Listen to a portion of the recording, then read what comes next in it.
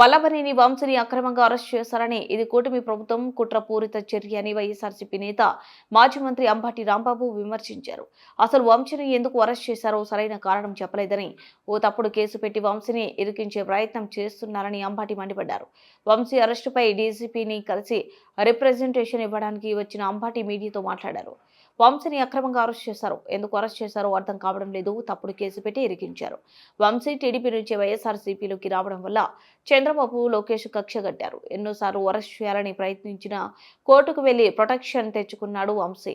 ఇది తప్పుడు కేసు అని అందరికీ తెలుసు. కనీసం వంశీని భార్య కలవడానికి కూడా ఎన్నో ఆంక్షలు పెట్టారు పోలీసులు అని అంబటి మీడియా ముఖంగా ప్రశ్నించారు. కలవాలనే ఉద్దేశంతో రావడం జరిగింది. డీజీపీ గారిని కలవడం కోసం వారిని మేము అపాయింట్మెంట్ అడిగాం. ఫోన్లో వారి పిఎస్ఓ పిఎన్ఓ గోవిందరావు గారు 4:35 వస్తే వారు మీతో కలుస్తారని, తరువాత వారు సెక్రటేరియట్కి వెళ్ళిపోతారని చెప్పారు. హుటాహుటిని బయలుదేరి 4:30 కల్లా కూడా మేము అక్కడికి చేరుకున్నాం. చేరుకున్న తర్వాత ఏం జరిగింది అనేది నేను చివరిలో చెప్తాను. మేము ప్రధానంగా వారిని రిప్రజెంట్ చేయాలనుకుంటున్నటువంటి అంశాలు 2. ఒకటి, మాజీ శాసనసభ్యుడు మొన్న గన్నవరంలో వైఎస్ఆర్సీపీ అభ్యర్థిగా పోటీ చేసి ఓటమి పాలైనటువంటి వల్లభనేని వంశీని ఈరోజు ఉదయం తెల్లారుజామున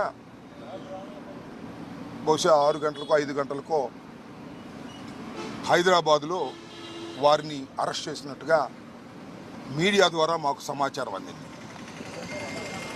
ఆ తరువాత వారు అసలు ఎందుకు అరెస్ట్ చేశారో మాకు అర్థం కాలేదు. కారణం ఏంటంటే ఆయన ఒక కేసులోనూ 2 కేసుల్లోనూ ముద్దాయిగా ఉన్నారు. ముఖ్యంగా గన్నవరం తెలుగుదేశం పార్టీ ఆఫీసు మీద దాడి జరిగిన కేసులో వారు ముద్దాయిగా ఉండటం, దాని మీద ఆయన కోర్టుకు వెళ్ళడం, ఆయనకి యాంటిసిపేటరీ బెయిల్ ప్రొటెక్షన్ ఇవ్వటం కూడా జరిగింది. కాబట్టి ఆయన అరెస్ట్ చేసేటటువంటి అవకాశం లేదనే అభిప్రాయం మాకుంది. కానీ ఉదయాన్నే అరెస్ట్ చేశారనే వార్త తెలియగానే ఎందుకు అరెస్ట్ చేశారో అర్థం కాక ఆశ్చర్యపోయాం, దిగ్భ్రాంతి చెందాం. దీనికన్నా ముందు 2 రోజుల క్రితం ఒక సంఘటన జరిగింది.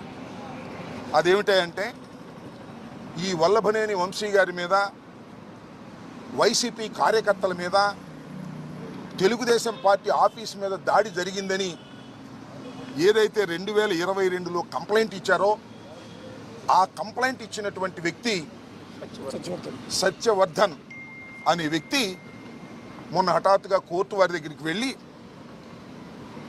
పబ్లిక్ కోర్టులో మ్యాజిస్ట్రేట్ ముందు ఆయన ప్రాసిక్యూషన్ చెప్పేదంతా అబద్ధమని, తానిచ్చిన కంప్లైంట్ అది కంప్లైంట్ రూపంలో ఇవ్వలేదని, కేవలం ఏదో సాక్షి సంతకం పెట్టమంటే నేను వెళ్ళాని, వెళితే వారేదో రాసుకుని సంతకం పెట్టారనే విషయాన్ని గౌరవ న్యాయస్థానం ముందు